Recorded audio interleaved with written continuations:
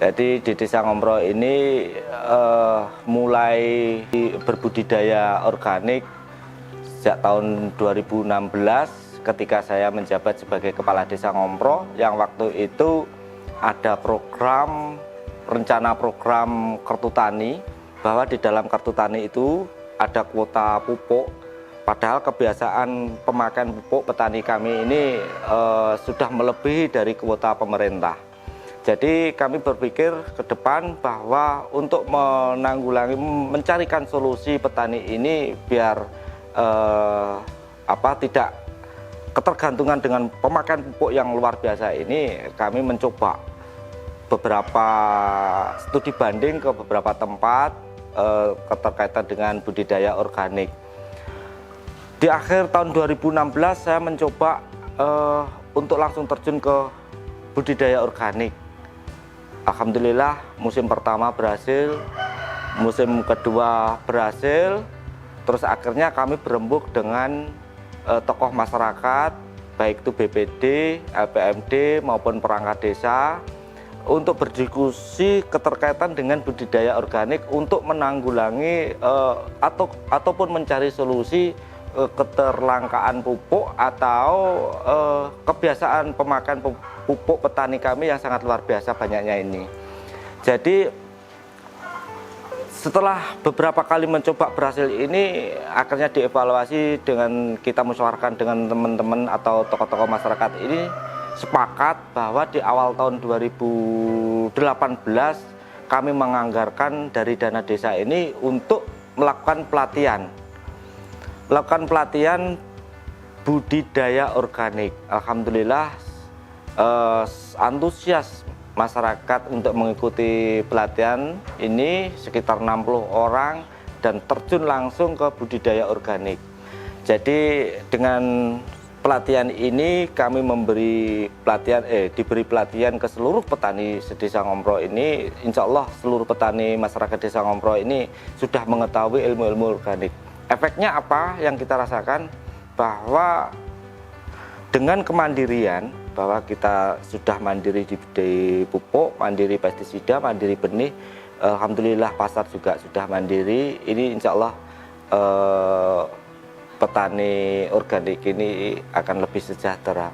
Jadi mulai awal saya sendiri ada 2 orang, 3 orang, 5 orang, yang sekarang sudah mencapai sekitar 40 orang ini.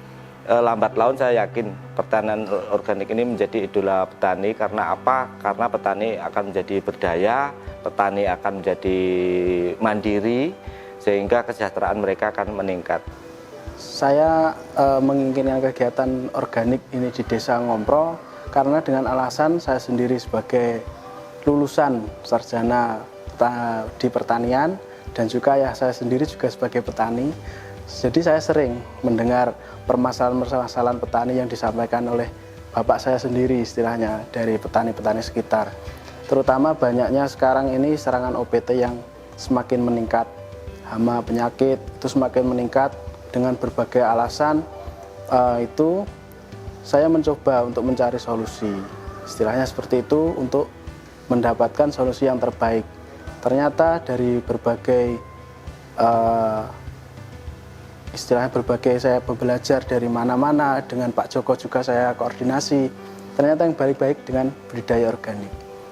Pertama dulu kita coba sendiri, cari yang terbaik bagaimana. Setelah kita mendapatkan hasil, akhirnya kan petani juga melihat, karena kan lahan kita juga punya, kita coba berorganik sendiri di lahan kita sendiri. Petani di lingkungan lahan kita yang kita organik itu kan juga melihat perkembangannya seperti apa. Akhirnya mereka juga melihat bagaimana organik, dan mereka alhamdulillah tertarik. Dengan tertarik sebagian ini, kita coba dari beberapa tokoh masyarakat desa, kita adakan perkumpulan bagaimana untuk diadakan organik.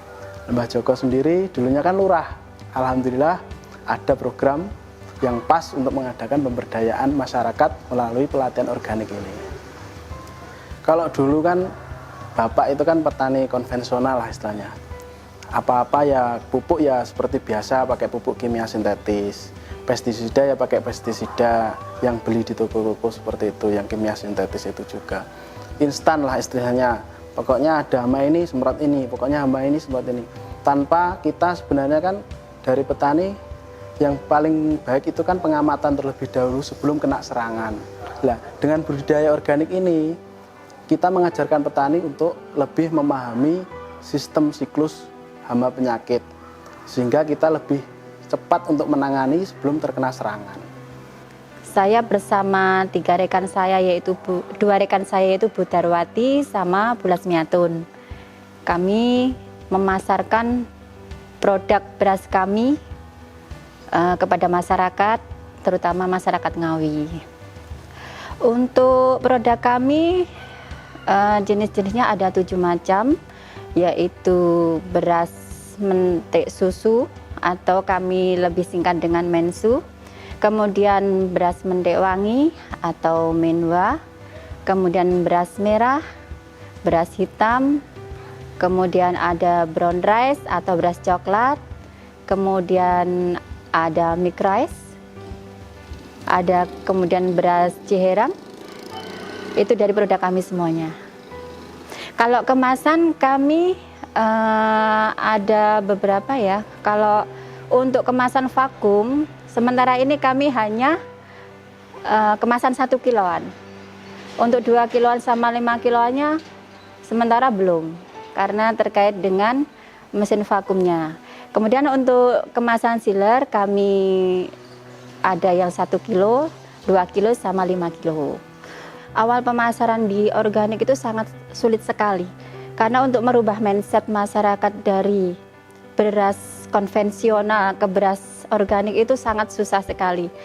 Pemasaran kami sementara awal mulai itu ke teman, kemudian teman itu tertarik dan merasakan ternyata sangat ada perbedaan sekali antara beras organik sama beras konvensional. Akhirnya kami banyak menerima order. Kemudian untuk mempublikasikan kami mengikuti pameran.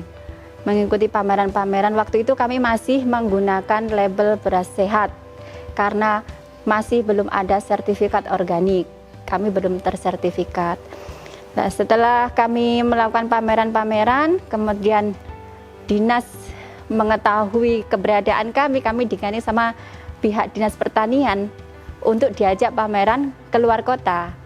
Alhamdulillah sekarang untuk pemasaran kami sudah sampai keluar kota, yaitu Surabaya, Malang, Jakarta, kemudian ada yang ke Semarang, Sukoharjo, Solo. Itu kami insya Allah sudah menguasai pasar. Nah, dengan pertanian organik ini sekarang alhamdulillah pemuda-muda sudah mulai mencoba untuk berorganik karena lebih menjanjikan. Pertama, walaupun tidak berbudidaya, mereka mencoba untuk penjualan di pasca panennya. Terus yang kedua, untuk pembuatan mall, pembuatan POC, kita memanfaatkan pemuda untuk membuat seperti itu. Sehingga mereka juga menghasilkan. Dengan sedikit-sedikit kita memanfaatkan, memberdayakan pemuda. Insya Allah nanti di kemudian hari pemuda desa akan menjayakan desanya sendiri, tidak untuk pergi ke kota untuk mencari rezeki. Insya Allah di desanya sendiri sudah mendapatkan rezekinya. Ya. Harapan saya untuk pertanian organik, untuk di desa saya sendiri, semoga petani di lingkungan kami lebih sejahtera karena kita dapat bertani secara mandiri. Mulai dari mandiri benih, mandiri pupuk, mandiri pestisida, mandiri pasca panen, serta penjualannya. Itu, dengan adanya 4 itu, insya Allah petani akan merdeka, mandiri, sejahtera. Mulai dari desa, kabupaten maupun nasional, jika petani sudah menerapkan 4 itu, insya Allah nanti petani akan sejahtera. Yes.